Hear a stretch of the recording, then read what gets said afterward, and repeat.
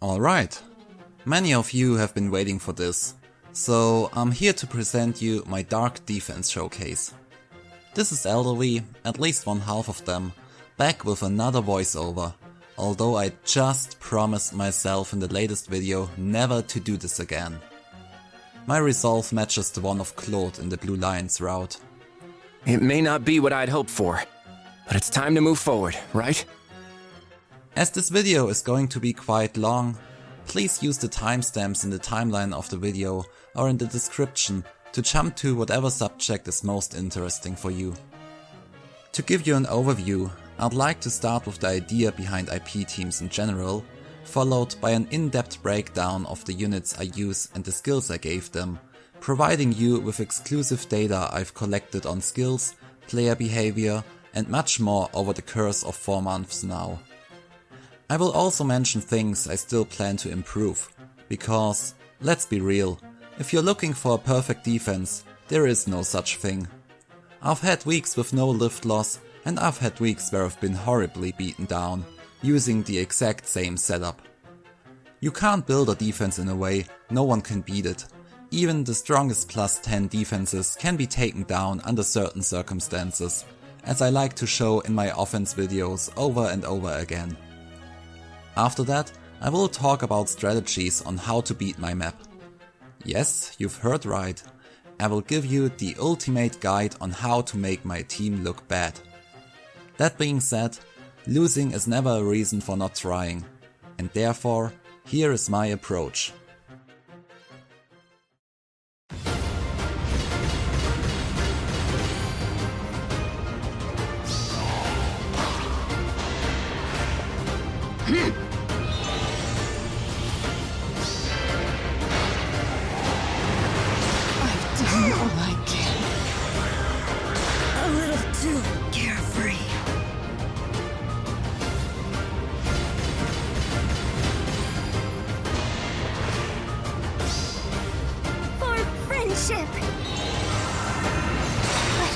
How could I lose? Ugh, Clodhopper. I let you down.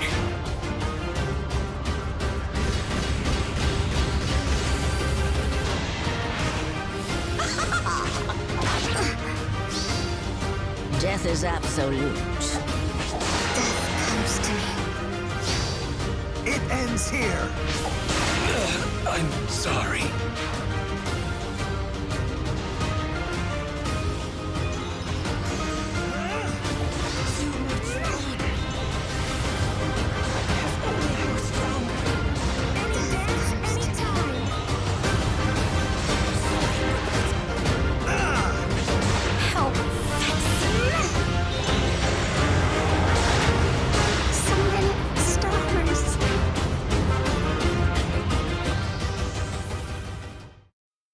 I hope you enjoyed the little intro I made. It kinda got way louder than I originally intended, so it's kinda hard now to follow up with my own flat German voice, but I'll try anyways. I have chosen to run an IP team in the Dark Season. Any unit with Infantry Pulse in their C slot will lower the cooldown of all other infantry units with less HP by -1. This effect stacks, resulting in having high cooldown specials ready in round 1 without having to go into combat first. There are obviously ways to counter that, but I'll talk about that later. To start things off, we need to take a look at what we have. When building a defense, you should aim to include 2 defensive mythics. They not only boost the HP of all your other units by 10, and one of the stats by 3 to 5 points, they will also decrease your lift loss without any merges on them to 40, so half of what you'll lose without any mythics, assuming your other 4 units are Dark Blessed or Legendary heroes equivalent to the current season. After that, your lift loss furthermore decreases by 1 for every merge on your mythics. So with 2 plus 10 mythics, your number will go down to a minimum of 20 lift loss for an utter defeat. Unlike offense, where you score better using 3 mythics, only 2 defensive mythics are needed to reach the minimum of potential lift loss. A thing many players might not know is that the number of score decreasing mythics is actually capped at 2. You can see based on the example below that 3 Mythics can indeed give you up to 10 further lift loss in the merges section, assuming all your Mythics are plus 10. But as the Mythic count is capped at 2, you will miss out on 1 scoring blessed unit, and therefore the maximum lift you lose by being utterly defeated indeed rises compared to using only 2 Mythics. The reason for this cap is simply to stop whales from placing 4 plus 10 merged Mythics in their defense, which would reduce their lift loss to 0 no matter what. So all those crazy maps you see on Reddit with 1 unit getting stat enhanced by 5 of the same type Mythics are funny to watch indeed, but they are not optimal in terms of scoring. As every defeated unit decreases the lift loss by a further 20, we see that by using 2 Mythics, it's already enough to defeat 2 of the enemy units in order not to lose any lift. Therefore, our aim doesn't even have to be to take out the entire enemy team. 2 out of 5 units is more than enough. If you manage to plus 10 both of your Mythics, defeating 1 unit will be enough not to lose any lift. Defeating 2 enemies is an aim though which should be achievable in at least some cases. Therefore, your best defense obviously is to have a good defense. So, knowing that we can and should only use 2 of the defensive Mythics, what are the options?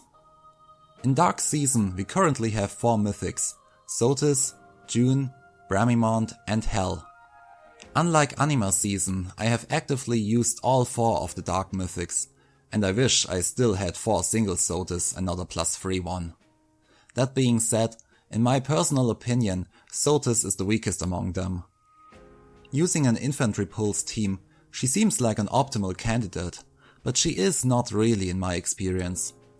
As you can see, a base unmerged Sotis reaches 41 HP. There is not a single infantry unit with less HP than that, after receiving plus 10 HP from your 2 Mythics. Poor Kagero is the infantry unit with the lowest base health without any merges, and even she can still not go below an unmerged Sotis. That being said, Sotis will always be near the end of your IP chain. Sure, with max investment she may pass some of the units, but at which cost? So what does that mean? Sotis does run the most optimal special in her base kit already, Sirius. Being at a cooldown of 2, with times pulse bringing it further down to 1, a cooldown reduction of 4 to 5 is a total overkill. You will want as much though, running a full IP comp, to get your carries at least -4 cooldown, to run AoE or heavy damage increasing specials. Apart from that, being a dragon does hurt when it comes to skill optimization. She can't run the new Repel Spurn type of B skills for example, which would be really beneficial for her with her high speed stat. And being a melee unit is not very threatening as well. I even went as far as giving her a 1-turn miracle back when I used her, but seeing that auto-double units like even Edelgard kill her nevertheless, besides being very frail to the bolt tower with her low HP, I've stopped using her as soon as I got the other Mythics. For those of you who have heavily invested in her, she's obviously not bad, but I have yet to encounter a map where she poses a real threat. Next up are June and Hell. In my opinion, those two are more or less equal. It depends a lot on how you build them. I've used June for the longest time with a quite invested build myself, but I was very sad seeing her deal 0 times 2 damage on many occasions, on top of being easily killed during player phase, so I've switched for Hell now.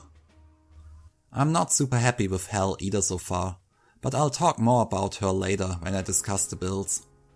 There is one important thing to take into consideration though, being their stat boost. June raises speed, while Hell raises death. Death. Out of my units, only Ophelia values speed, but also to a lesser extent, given that the idea behind the team is to one-shot my enemies. The +5 death boost Hell gives does not only help out in terms of bulkiness and survivability, but it's also an important asset to win the stat check against Mila, who is a very threatening offensive mythic for dancers and rally traps. Apart from that, Hell looks awesome, and that's got to be worth something as well, right? Bramimond is without doubt the best among them, and also a very suitable candidate for an IP team. Similar to Sotis, he's on the bottom of most IP lines due to his low HP, which are not increased by the support of fellow Mythics. Unlike Sotis, he really appreciates an instant cooldown reduction of 3 to 5 though, granting him very powerful turn 1 specials on top of his already high damage output, combined with a nice attack range being a mage. One last important thing to say when it comes to those Mythics and IP chains in general. It is important to keep a good eye on the HP differences. While Mythics like Sotis and Bramimond will usually be at the end of these chains, they will still get an additional 10 HP in their bonus seasons, which repeat much more often than bonus seasons for regular units. I am currently suffering because of this, as I wanted to record different approaches to beat my map, and guess who is suddenly a bonus unit next week? Mr. and Mrs. Bramimond. Great. So let's get started with the first unit on the top of the IP chain, Brave Ike, commonly called Bike. Ike is mostly the reason why I built this IP team. The fact that I have him at plus 10 was actually neither a whale effort nor even planned at all. When I started the game, I chose Bike as my free Choose Your Legends 1 unit, as he was my favorite among them, but I never used him much. Things changed after Legendary Hector's banner. I really wanted to have him back in the days, but my first huge summoning session ended with 4 or 5 bikes and not a single Hector or Myr. When Hector was rerun for the first time, I got at least 1 copy of him, but he was accompanied by another 2 bikes. A bit later they implemented a Hero's Path, and with it another free bike. So I started to wonder why I've been so dumb before, and merged up all of the remaining copies to use him in the arena. Together with some lucky free pulls here and there, I got him up to plus 9, and after his weapon update, I finally brought him to plus 10 on his next rerun. He is one of only 2 5-star exclusive units I own, the other being Halloween Hector, who I spent 1.2k preciously saved orbs on, just because, as being a dad with a little daughter, this skin makes me melt whenever I see it. And I seem to have a thing for Hector in general. Back to Bike and his build. His refined weapon is of course his preferred choice. The -1 cooldown reduction in combination with his 40 and 80% damage reduction on the first and second hit makes him a great frontliner. As he has the highest HP among my units by far, he can't profit from any other Infantry Pulse. This makes a special with a cooldown of 3 optimal. Irvin will get it down to 2, which is exactly the number of consecutive strikes he receives because of his weapon refine, assuming the enemy could double him, which isn't too hard with merely 34 speed. Everyone trying to attack Ike without taking him out has to eat his special in retaliation. Among the 3 cooldown damage specials we have Blue Flame, Bonfire, Draconic Aura, Iceberg, Luna and Vengeance. Blue Flame is 5-star locked, the other skills can easily be broken down in terms of effectiveness. Bonfire deals extra damage based on the unit's death, Iceberg based on the unit's rest stat, and Draconic Aura based on the attack stat. There are of course tons of deviations caused by buffs and debuffs, visible and in combat, which can turn these numbers around. You can't take everything into consideration, but it makes sense to look into some of the most common threats. Ike, for example, shouldn't be hit by Chill Death or the Dark Shrine in general, as Berkut has higher stats, and Sabotage Death is locked to Mirabilis and Summer Lilina, so Ike's defense should be mostly fine. He will be the victim of Chill Attack though, which is the most common chill I encounter, and also use myself, as well as Sabotage Attack, which comes free for whoever uses Mila in the offense. Given that his final attack stat is also depending on the color matchup, as well as Ophelia's rally and therefore also a potential panic, Draconic Aura's damage output can be very unreliable. As you can see, the damage coming from Draconic Aura already moves between plus 12, being chilled, panicked and having color disadvantage, up to plus 25 with color advantage and Ophelia's rally. Luna and Vengeance are similar in that regard, with Vengeance damaged based on half of the missing health, and Luna reducing the enemy's defense by half. Considering Bonfire gives me an almost 100% reliable additional damage output of plus 23, I decided to go for that. In one of my earlier builds I was still using Aether, but Bike literally only once had enough encounters to get that special off, so a lower cooldown special is definitely the right choice. I use Swap as his assist, and I am very happy with this choice. My mages are the main source of damage and kill threat among my units, but after taking out the enemy they often find themselves in spots where they can easily be taken out in the following turn. As their turn order is before that of Ike, he sometimes jumps in and swaps position with one of them, getting them back not only into safety, but sometimes also in the range of my dancers, which is very beneficial for my map setup. This encounter as his A is pretty much self-explaining. There are other options like tier 4 stances, but it's especially the frail ranged units Ike puts so much pressure on. His C skill is also self-explaining, therefore let's go to the lunatic spots.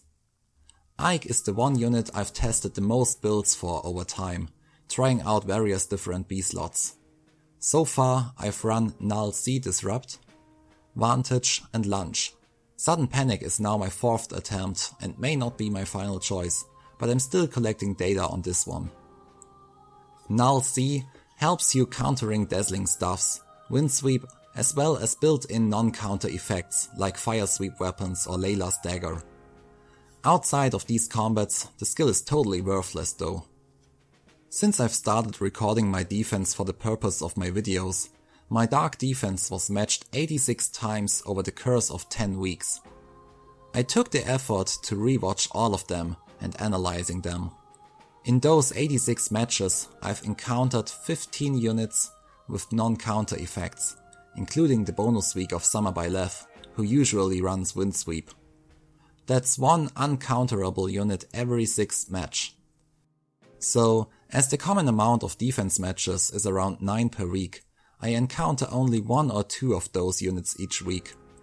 In the other 8 matches, my skill is completely worthless. Now, taking also into account that only 5 out of these 15 actually went into combat against Ike, and only 2 of them also killed him in the end, the usefulness further decreases. Lunge is popular especially for the desert map with the defensive tiles, to get enemy units rid of the annoying bonus defense, as well as away from potential support partners into the range of your own units. It may also enable cheesy Gale Force or Wings of Mercy traps to reach the frail backline of the offender. Being totally honest here though, it never really worked out for me. Also, with the addition of Bramimond, support partners got useless anyways. I'm not ruling out to go back to Lunge in the future, but for now I'm trying out other things. Moving on to Vantage, and with that kinda also my seal of choice, Quick Riposte. The actual effectiveness of those skills is very hard to measure, as they usually prevent the enemy from attacking at all. No one who is serious about scoring well would charge an attack that results in their own unit dying. The actual question is, in how many matches did Ike live on to kill someone because he was not targeted by the enemy in the first place?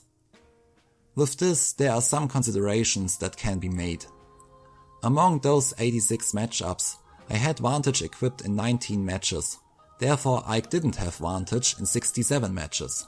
In those 67 matches, the enemy engaged on Ike only 12 times, with him being potentially in range of Vantage and being able to counter of course. Looking at these 12 times where the enemy engaged on Ike, he could have killed only 3 units if he had Vantage.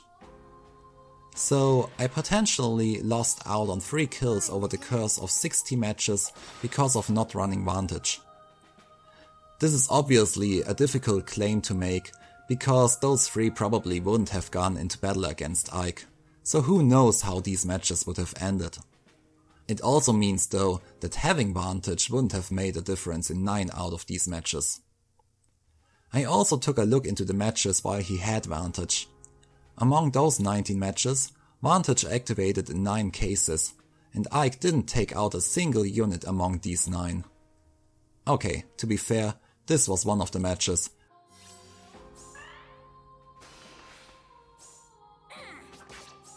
I will defeat you.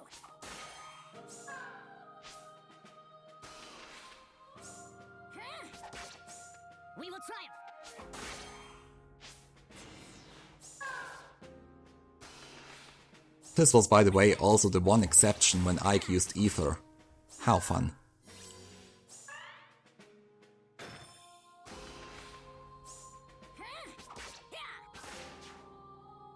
So, why is that? In most cases, Ike goes into vantage range because of the enemy's bolt tower. In those cases, his special isn't charged up when he's being engaged on, and he vantage retaliates with a normal single hit, which really doesn't hit that hard. It truly shines when people are using more resources to take out Ike, charging up his special by that, but as I said before, I can't measure the effect because people wouldn't do it. I'd like to do the same kind of analysis for quick riposte, but it's even more difficult. In those 21 matches initiated against Ike, with him being potentially in vantage range, he's obviously out of the quick riposte threshold, which is higher than the vantage threshold, therefore making the skill useless. I do think though that it has a much bigger hidden threat. I've already stated how Ike will retaliate with his special charged if the attacker fails to take him out. This requires the attack to double Ike though, and while Ike's speed isn't too great, it's not zero either, and there are also very slow units in the current meta, like Fallen Leon. With quick riposte, Bonfire surely activates on Ike's second hit, making attacking him at full health at least for frail units a lot harder. Considering that Ike has very few matches in general, probably because of his high defenses and kill potential, I'm currently testing out the effect of sudden panic. The guys who have seen my summoning video on Hell have seen my questionable luck of summoning 3 fallen Corins instead of a single heir, and one of them has lost her life since then. With panics being still popular on the side of the offender, most players have stopped using visible buffs on their defenses. Not on their offense though. Many offenders even heavily rely on visible buffs to be able to tank multiple units or also to win stat checks for skills like Heavy or Flashing Blade, myself included. Ike's HP stat is really nice. With 62 he exceeds the HP of every single unit I use in my offense, with the exception of my Halloween Hector, who is plus 10 plus 5 himself though, and barely reaches exactly 62 HP as well. Only by bringing in 3 Mythics you can rather reliably bring your main unit above 60 HP, and not counting whales, I do not see many people doing that yet. In either way, none of the Mythics can win this stat check for sure, and as my offense also relies on killing the back row, the skill has proven to be interesting for now.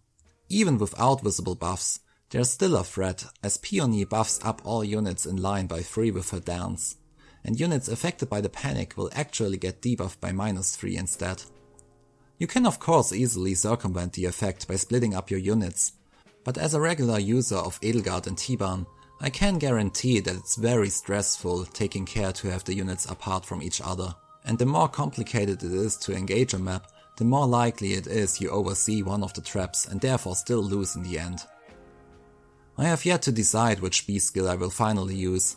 For now, I'm overall fine with the performance of Sudden Panic though. Moving on to Hell, my second melee X unit. Personally, I like Hell a lot. She brings a fun kit to the table, which makes killing her more difficult, but also not impossible.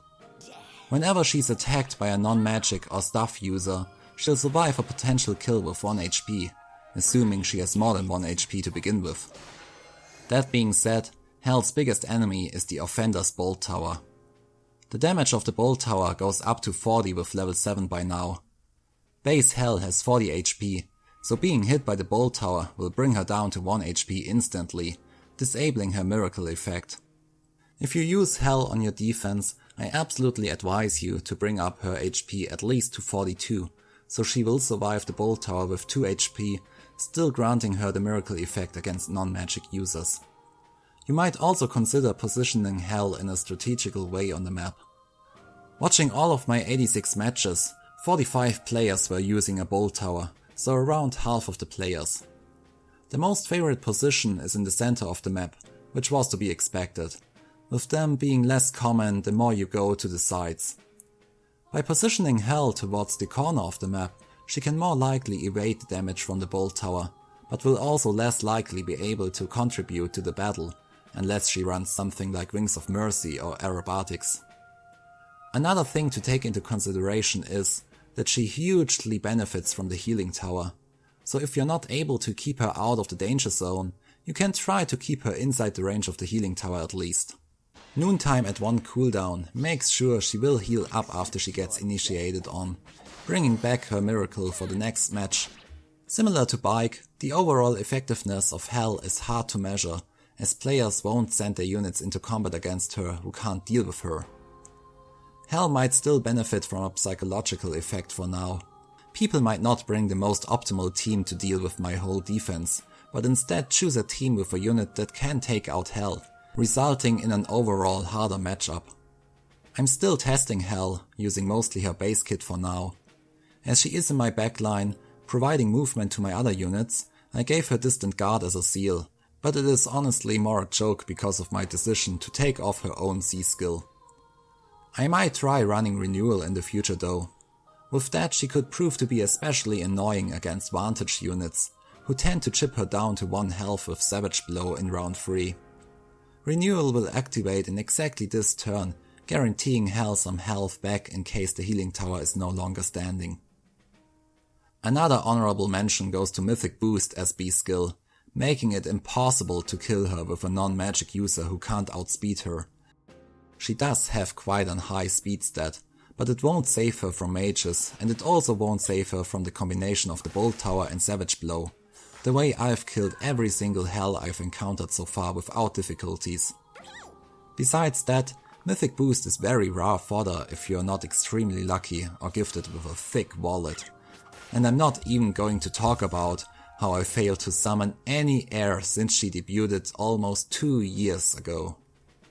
And it's not that I didn't try. She just straight up hates me. That's why I use her mom and always cheer up if Hell takes out an heir. Death is absolute.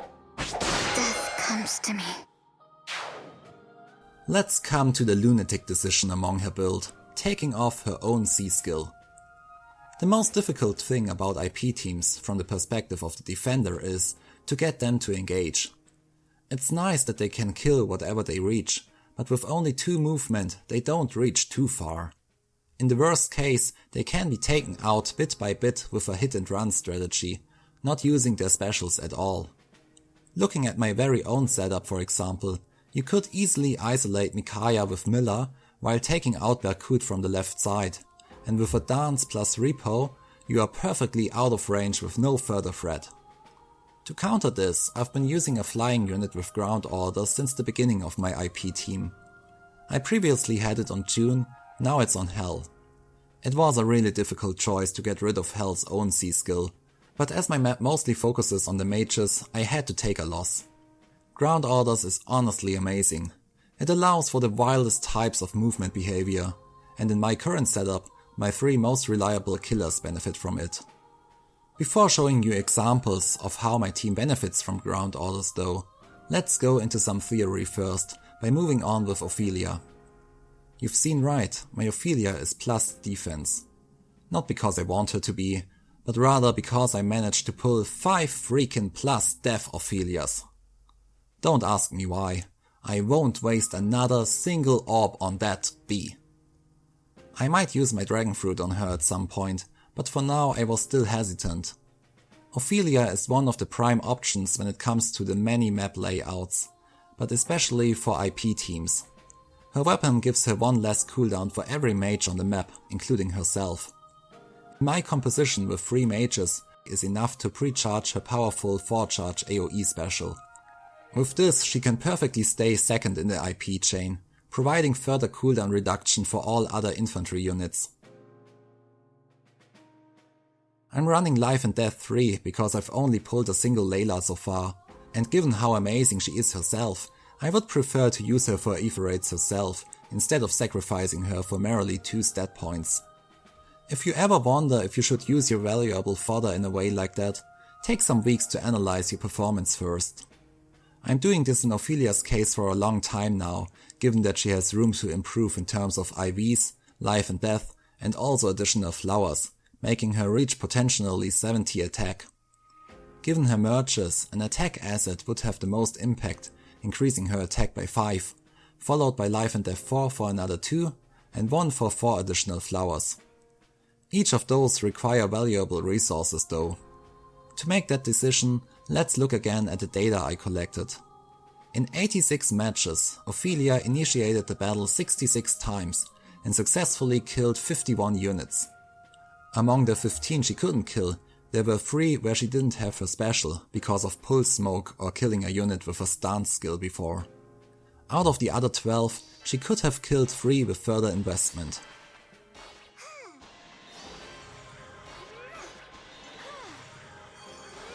As you can see, all of them were rather close. A fix of her boon would have enabled all of these kills, and therefore I definitely consider doing this as soon as I unlock my team for the next time. Life and Death 4 on the other hand would have only helped me killing 1 further unit in 10 weeks of recording, therefore it is definitely not worth sacrificing Layla for. Moving on with her seal, Hardy Bearing. All of you who watch my videos on a regular basis know that at least 1 unit should have Hardy Bearing. Preferably a unit with a high kill potential, otherwise the seal is kinda wasted. Ophelia is a really good choice as she deals a huge amount of damage with her special before the battle and is therefore able to take out a lot of vantage units, no matter if they are full health like Kronya or low health to be in vantage range.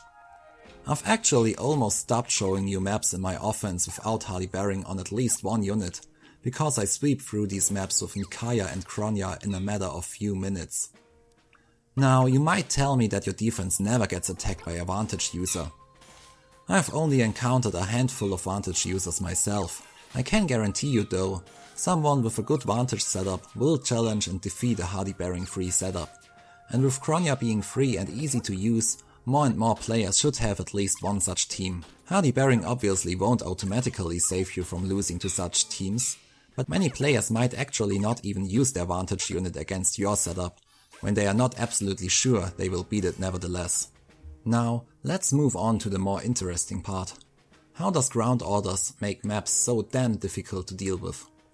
For this, it is important to understand DAI movement. Once you attack a unit or leave someone in range of a unit, DAI will start moving the defensive units according to a predetermined way. I may do a special video about AI movement in the future, as it's a huge topic, and I have to admit that I can't follow some movements as well, even though I basically know the rules. For now, let me just guarantee you that Ophelia will try to be the first unit taking action by using her Rally Up Plus. When it comes to rallies, there are 2 important things to consider. The first thing is if the rally will take place at all. DAI will try to rally a unit that is going into combat. If your rally unit doesn't reach that unit, they won't rally. If your rally unit can go into combat as well, dealing more than 5 damage, they won't rally. If the target unit is already buffed, they won't rally. If your rally unit is isolated, they obviously won't rally.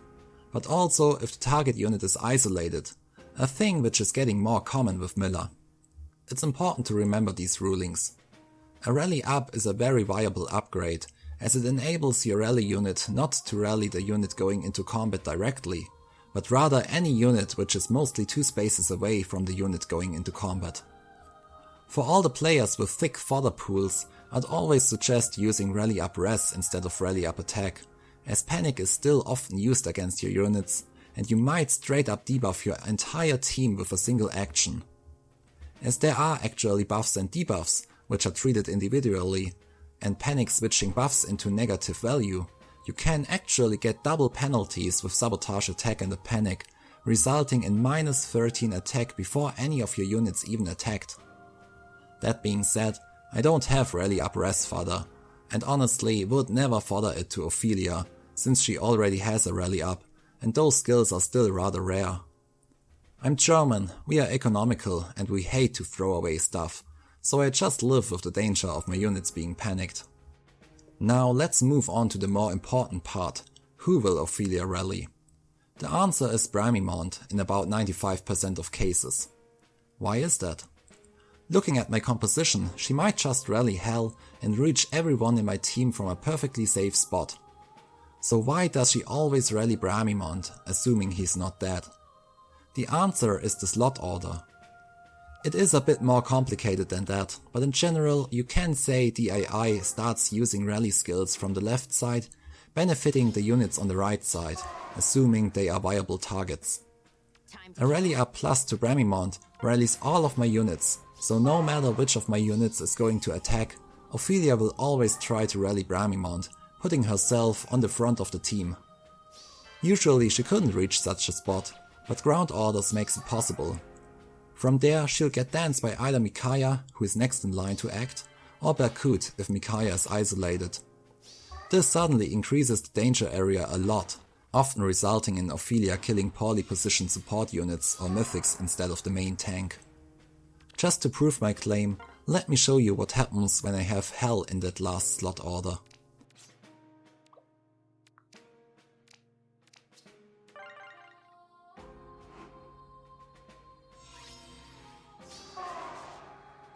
I play the map the same careless way, but this time Ophelia stays behind indeed, resulting in a rather awkward chain movement following afterwards.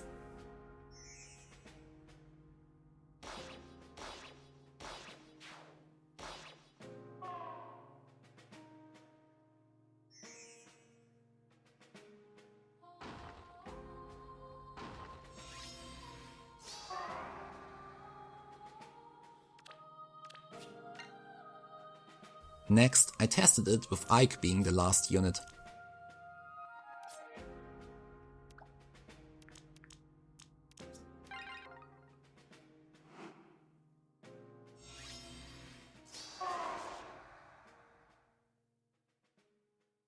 Yeah. As Ophelia can't reach Ike, she instead chooses to rally Bramimond again. I definitely recommend testing your own slot order in various situations. You might be surprised by some of the outcomes, both positively and negatively. Rally traps do have a big downside as well. If your unit fails to deal at least 5 damage, they will rally instead of attacking. If they don't find a target to attack, they will also rally in many cases. Your dancers will try to dance next as long as there's no target in their range which they can hit for more than 5 damage, and your rally unit gives them a very good target. Combined with the effort of the AI to keep your units in a secure spot, you often end up with a rally unit going from unit to unit, rallying like a cheap bee, encouraged by all of your dancers, and the enemy will just chill and watch you suffer. That's another reason why rally up skills have an edge over regular rallies. As they are applied to more units at the same time, it is less likely your rally unit will find another target to rally after being danced. Moving on with Micaiah, my hidden gem. Dancer Micaiah is probably among the most ridiculous dancers suitable for AR. A weapon with built-in hardy bearing as well as cavalry and armor effectiveness, on top of an attack stat that makes you shake your head. Did you ever hear people suggest dancers should have low attack to dance instead of attacking? I want this Micaiah to attack. Being 4th in line of the IP chain, Micaiah benefits from 3 points of cooldown reduction thanks to her low health. I've been running Glacies on her ever since I formed this IP team.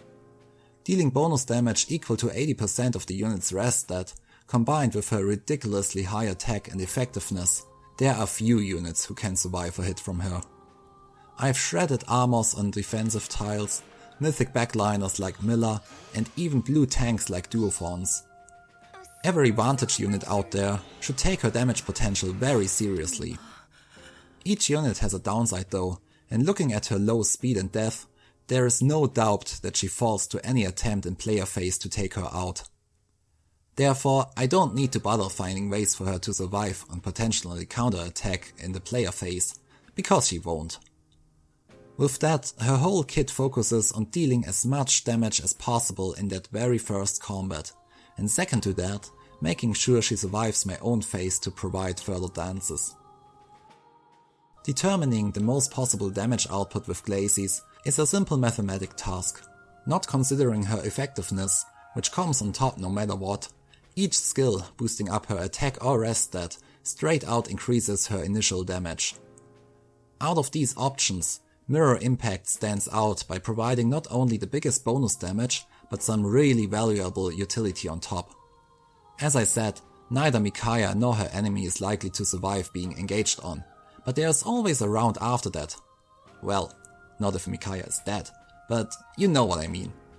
You want your dancers to stay on the map as long as possible, and with mirror impact negating enemy follow-up attacks, despite Micaiah's abysmal speed, I have a fair chance of her surviving also that next round.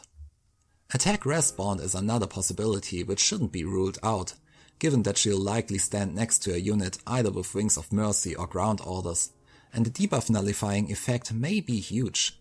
But while I was not too hesitant of letting go one of my 2 legendary Julias, following off Brave Micaiah, who also has a much more valuable ground order skill, or Duo Sigurd is not really an option for me with limited resources.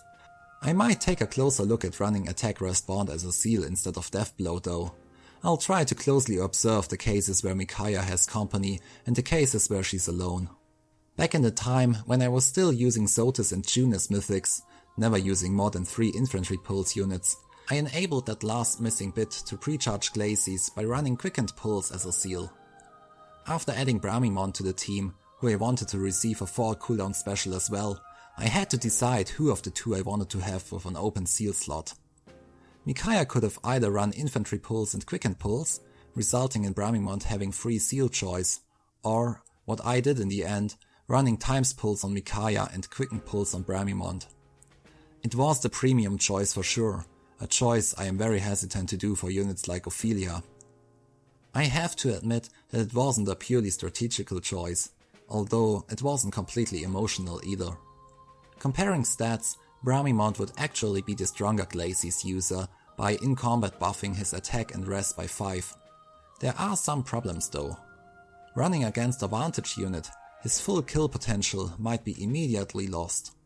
I could make up for that by giving him hardy bearing, but being a frontliner it is way too dangerous that he will be taken out by the vantage user in the player phase. Therefore, I still value the combination I went for, even if it meant to be lavish. The truly lavish thing is me owning a +3 Sotis. I want those copies back! With the addition of Bramimond, Micaiah has lost a little bit of her former fame.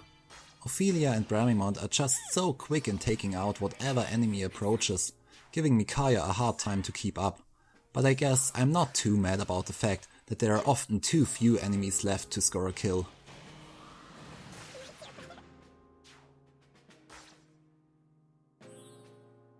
So, let's come to my newest edition of another serial killer, Mr. or Mrs. Bramimond themselves.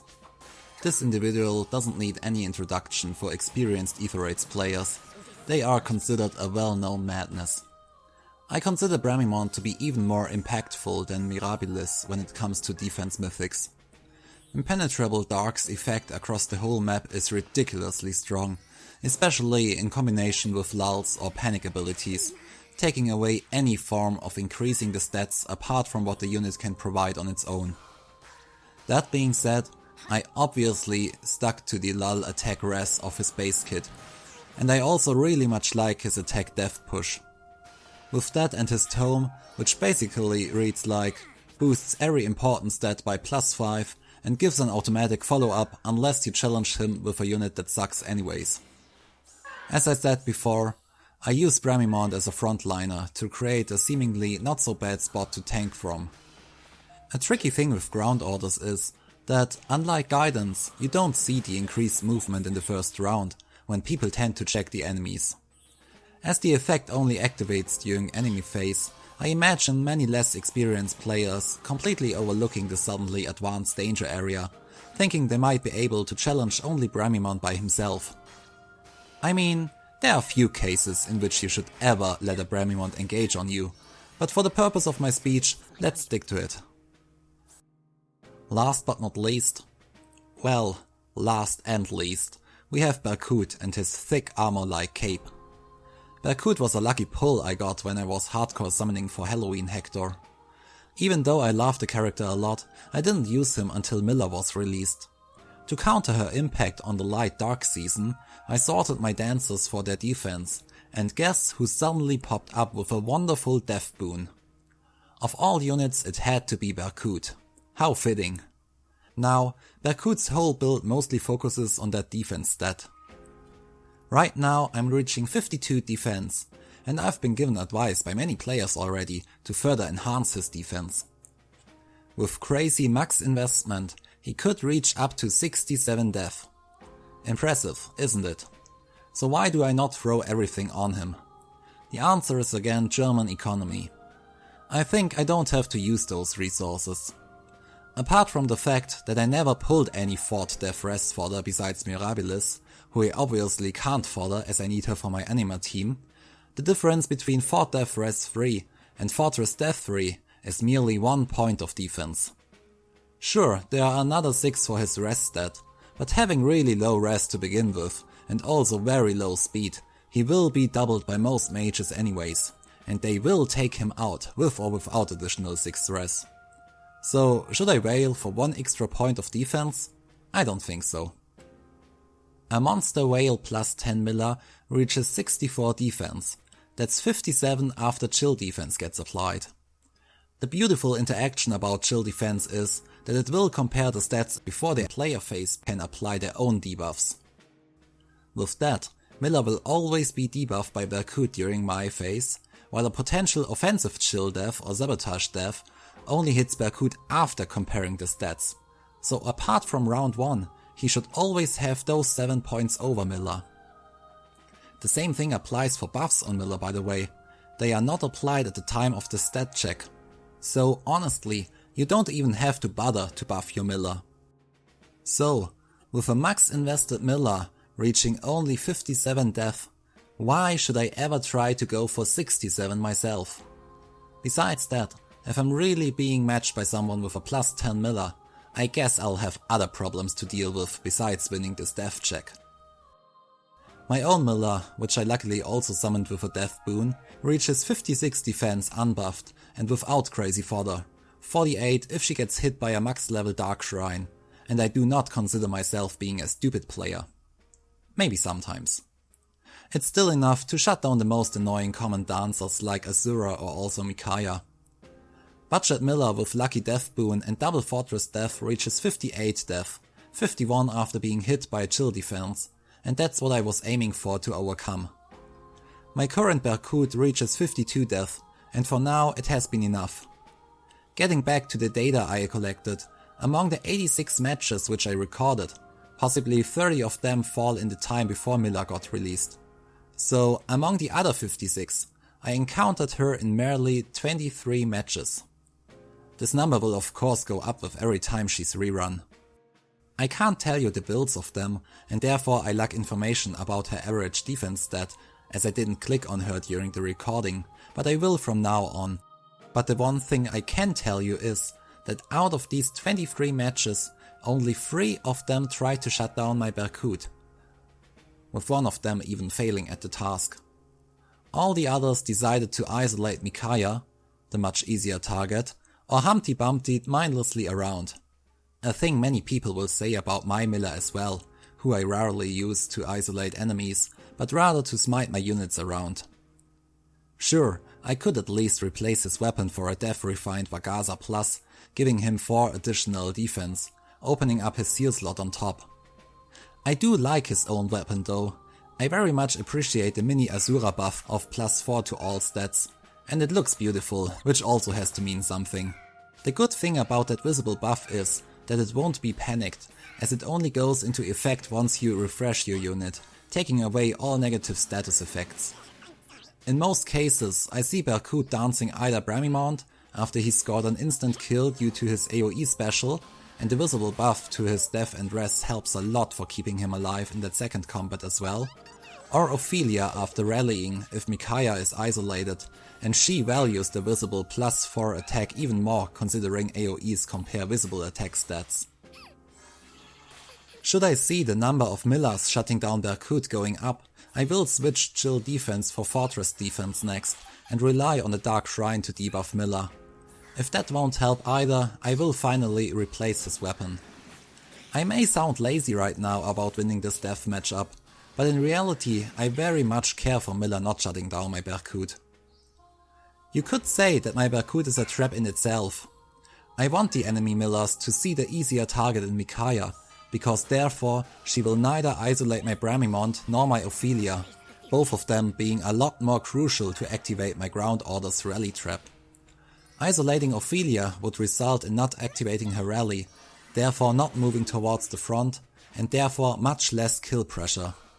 This is why I positioned her behind Berkut on the map, to give Mila a seemingly much juicier option in Micaiah. Disabling her dance? Sure, please, be my guest. Her kill potential is the highest among my whole team. I want her to attack instead of dancing. There was actually just a single player brave enough to shut down Ophelia, even with missing the isolation on Berkut. The more I talk about it, the more I feel like I should take Fortress Death over Chill Death into consideration.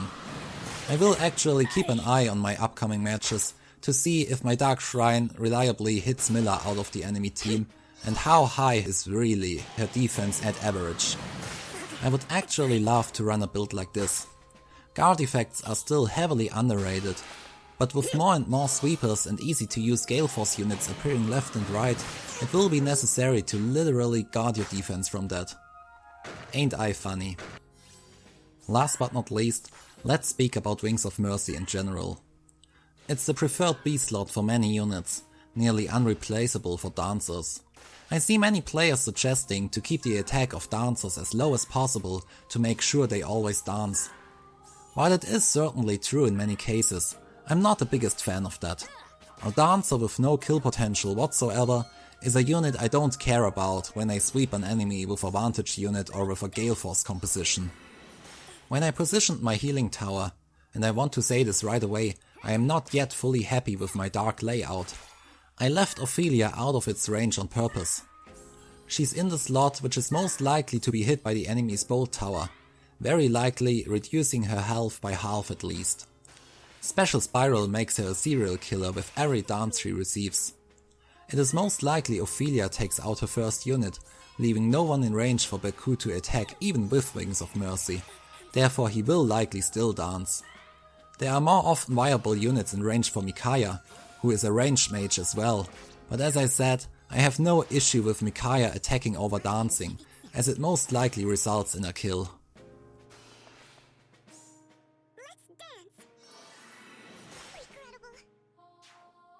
So, with having all of my units explained in depth, let's talk a bit about the map layout. I've changed my dark setup multiple times over the last months, and I'm certainly still not done. There are ways to beat my map, very easy ways to be honest, and I need to deal with them sooner or later. I've been running exactly this setup for 3 months now, and it has a success rate of 84%.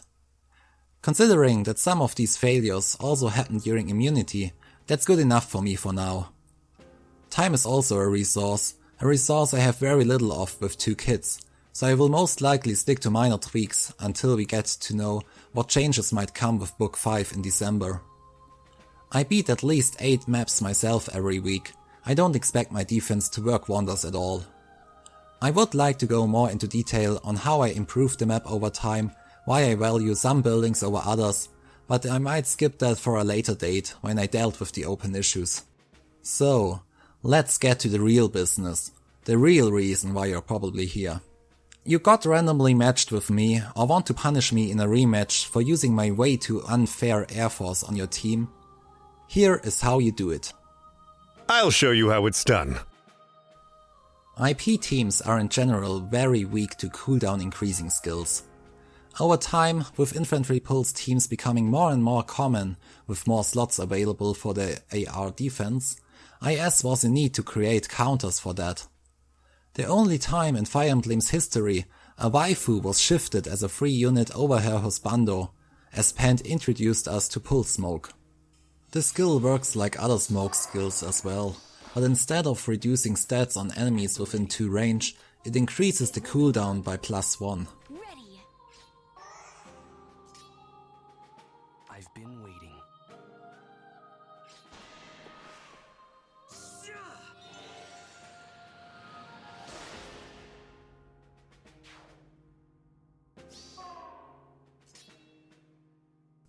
Also, be patient. The effect of Infantry Pulse only takes place after your first round. If you charge in with your unit straight in round 1, where all units still have their unreduced cooldown, you actually won't achieve anything.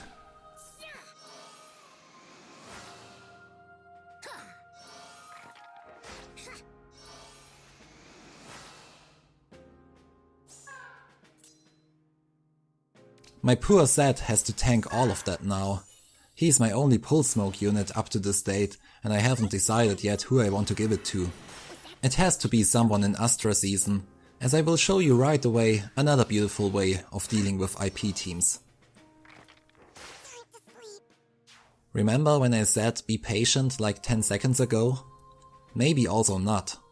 The fact that Infantry Pulse only activates after you end your first turn gives you exactly this turn to screw things up for your enemy.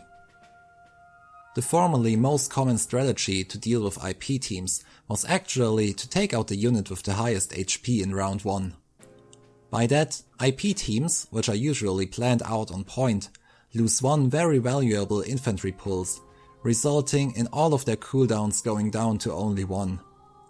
In the case of my team, this is a very difficult task to achieve. My max HP unit is Bike, having 62 HP and being extremely bulky. Chances to take him out in round 1? Slim.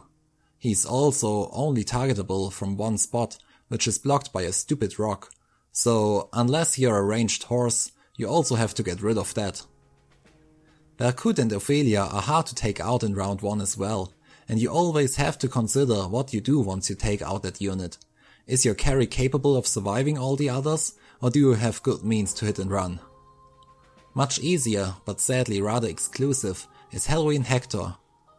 People who have watched my videos before know what's coming now and how I deal with nearly every IP team with ease.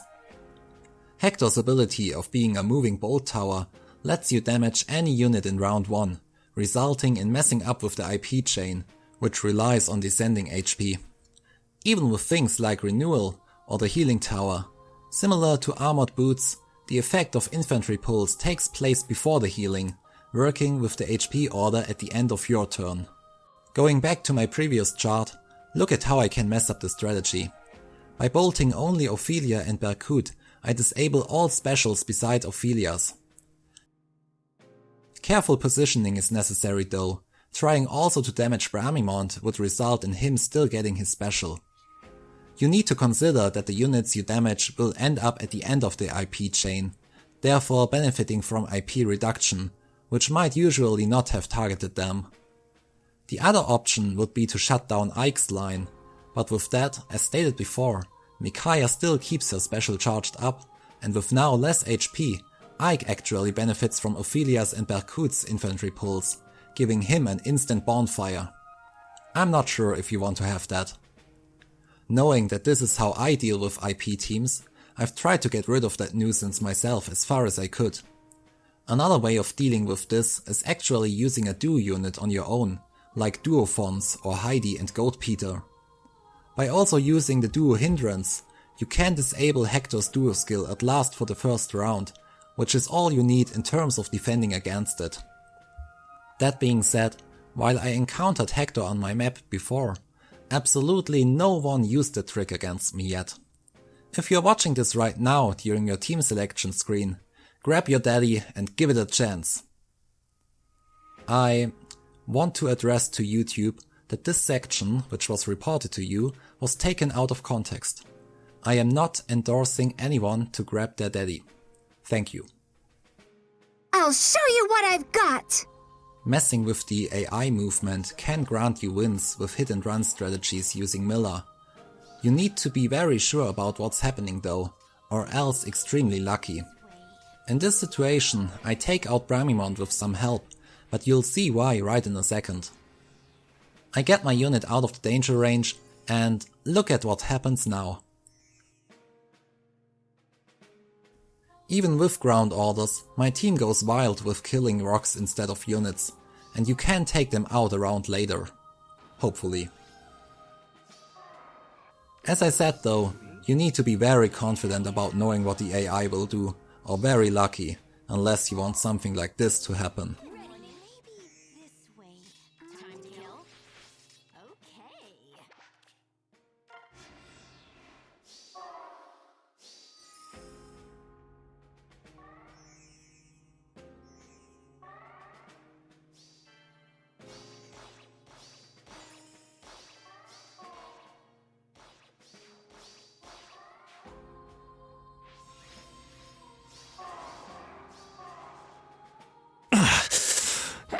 touch me.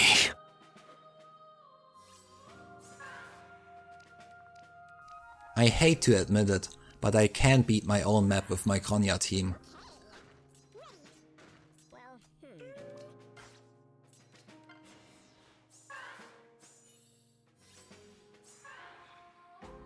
My healing tower is in a weak position and can easily be taken out.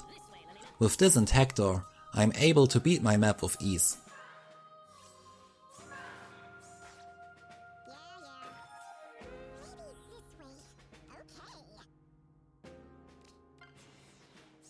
I've also seen people on my friend list coming up with different Kronia solutions, which I can't recreate right now because of running different builds or units, but I can assure you it's possible, despite of all my efforts against Vantage.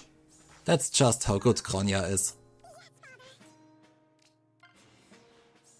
I could move my fortress over to the other side to protect the healing tower, and I swear, if you guys start beating me up with Kronia, I will move that thing over and crush your sad little clown dreams. Yes, that includes you, Xane. Till now, I only have footage of a single Kronia though, trying to beat my team, and to be fair, it wasn't a good attempt.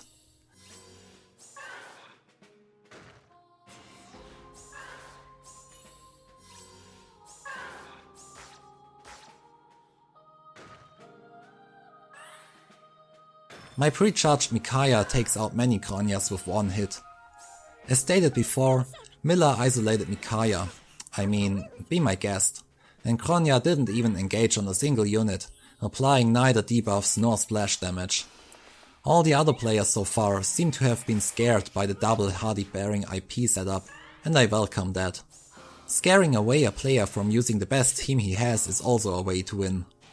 So, why am I not putting that fortress over? Honestly, I don't know. As I said earlier, there is no perfect defense. Moving the fortress over opens up my map much more from the left side.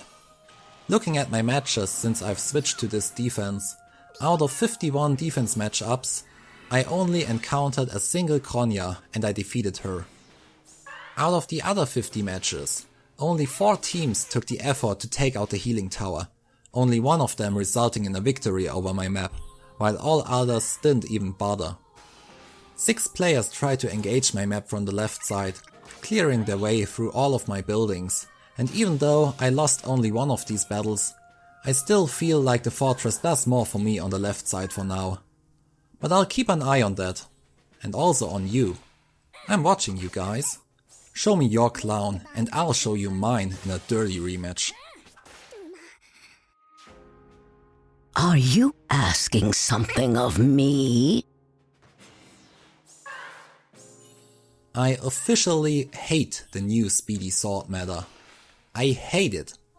I was actually surprised to be beaten up by a Glacies for the first time some weeks ago. It amazes me how my units fail to take her down, considering she doesn't even run a healing special.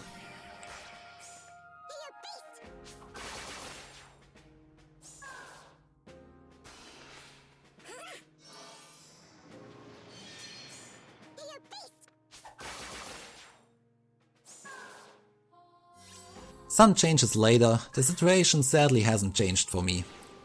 To be fair, they came with Pulse Smoke on top. Team Rocket would have called it double trouble. Nevertheless, and needless to say, it's frustrating to see all of my units bursting asunder on those thick Shannon moves. And I have no counter for that whatsoever. Give me strength. Take your victories, you deserve it.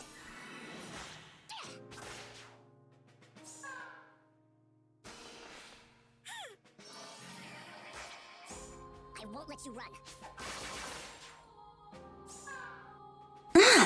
What's that? A new form of play? Sweeps are always the ideal choice to get rid of teams who should never start moving. Pulling them off needs a lot of concentration though, don't just try it while riding the subway. There are very different kinds of sweepers, and I would like to show you a live with a very impressive execution. He cleared all of my buildings on the left side with a lot of precision, before sweeping my entire left side, disengaging afterwards.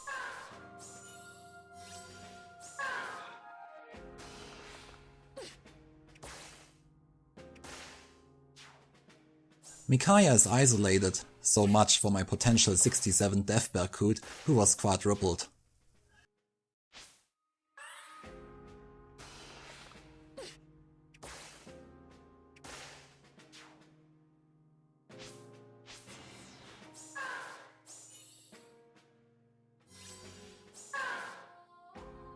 Hell presents herself from her best angle against a high-res unit. 0 damage? Really? Accept your death.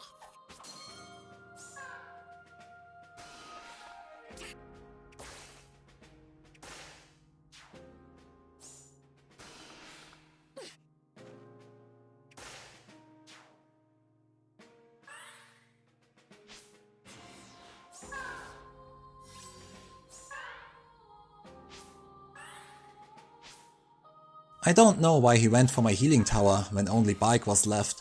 I think it was to bully me, and I take it. No Bike B skill could have saved me from that. I will defeat you.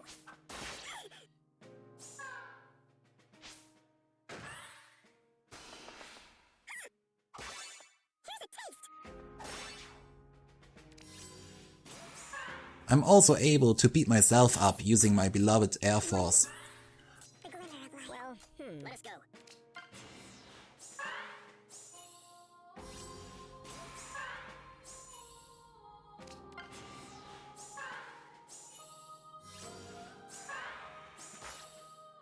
You're sending me? With my very well positioned bolt tower, I take out Bramimond even with bonus stats and get rolling from there. The glimmer of life. Okay. What do you want? Ready.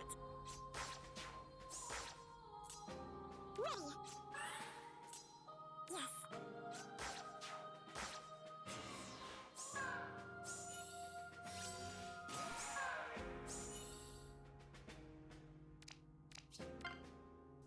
Maybe Bike would be a problem if I couldn't hit him with my tower, and maybe also if he had vantage.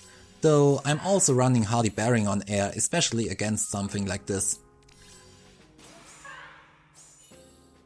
Yes? That's correct. Maybe this way. The glimmer of life. Time to settle up.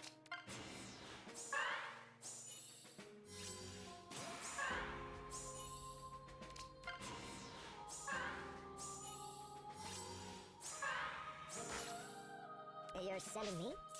Yes. Good morning. That's correct.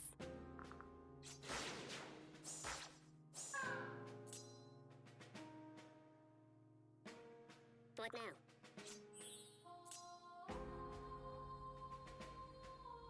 The glimmer of life. I can go pretty much the same route. Even if Berkut had a guard effect, I could easily take him out with Veluria's second engage, and all of my units are able to tank a hit from Ike with air running Miracle.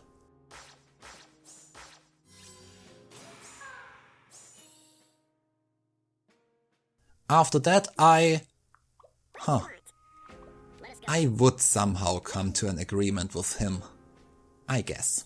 As I said though, sweeps also need concentration and preparation, and they can go horribly wrong. I don't want to belittle these players for making mistakes or bad choices. Please hear this in regard to any map I've shown you or will show you in the future. All of those players are trying, and I don't want to make fun of them. Losing in Aether Raids is not the end of the world. I lose as well, and I've shown you my losses in the past for exactly that reason. Sometimes you're just having a bad day, making bad decisions, and that's fine. So please, no bullying towards the decisions of the players. We can have a lot of fun without getting on a personal level. The current best way to defend yourself against sweepers are guard effects and well-placed traps. This first Edelguard decided to YOLO my trap, and it went horribly wrong. With all of my units being alive, specials charged, it was clear this was going to be a slaughter. Besides that, my units have a sick fable for crushing rocks on this map. If I would drink a shot for every time they headlessly run around beating up rocks, I would have a very good time each Monday night. The second player found a way to deactivate my trap, but they sadly didn't do or failed the stat check before. Edelgard had a base attack of respectable 69, got hit by my Bright Shrine though, resulting in a tie of 59 to 59, and with that no heavy blade. I don't know if the player realized this when he made that next move. Going in with air to take out Micaiah looks like some sort of desperation to keep Edelgard from harm, who would surely fall against Micaiah's effective damage. I can only imagine they wanted to take out Bramimond, Hel and then Micaiah, leaving Edelgard to tank the rest, and seeing how my units fail to take out Edelgard, it might have even worked, but it does sometimes come down to these small numbers. Last, I would like to show you another Air Force with Sylvia and Navarre as backup. This player seems to face problems engaging on my team as well, seeing how their units stick together despite being panicked by Bike. I can only guess that Air couldn't take out Bike, but no one would have been able to reach her if she took out Micaiah, so they needed Air to take a hit in order for the other units to reach her with Wings of Mercy. Or she lost her mind in a full in-your-face Air style and just went straight for Mummy. Getting to know her pretty well myself, I would not rule this out. They take out Micaiah and Bramimond in the end, using Navarre's second move to get Air out of danger. Sadly, it didn't work out. Even with Ophelia failing to take out Sylvia. Speedy red swords, I swear, I hate them. Ike does, and there's also still a dance, so no happy ending for this Air.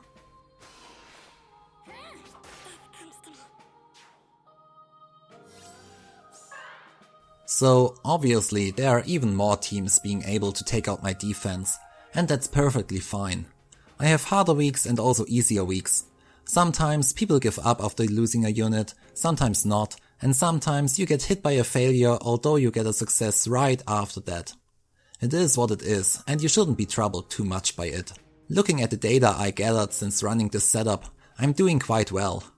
Most players engage my map with a tank strategy, which isn't surprising.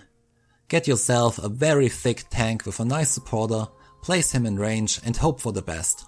Ladder if it doesn't work out.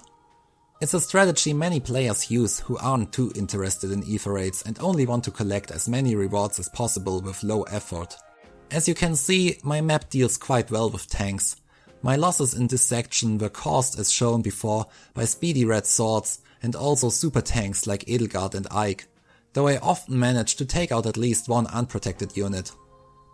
Hit and run includes any enemy who hits or kills one of my units and moves out of the danger zone before ending the turn. Also, as shown before, the AI is often a mean bee. Until now there was no successful encounter in that category. Gale Force / Sweep is rather unusual. I guess my trap placement does fear a lot of those teams off. The high attack stats of my units might be another issue for some teams. I've shown you the best example with a legendary leaf in the sweep section. There are also nearly no players trying to engage my map with Vantage, and I can understand it. Even though I just proved it's possible, doesn't mean it's an auto win. So, that's it. I originally wanted to present you also my new minigame dedicated to you guys at the end of this video. But looking at how I've already blown up any reasonable length, I decided to do an extra video for that. I hope you enjoyed this, I hope it gave you some ideas and maybe also inspiration for your own setup. I know of course that none of my units are F2P friendly, but the beautiful thing about Fire Emblem Heroes is that you can make many heroes work, and the more unique your layout is, the more fun you will actually have with it. So if you liked this video, please subscribe if you haven't already, and also hit that like button. This is such a fast action, but helps me so tremendously in extending my reach, and I've put days of work into this breakdown and also all the little graphic gimmicks. So many thanks, and until next time, when my wife will finally join in. See ya!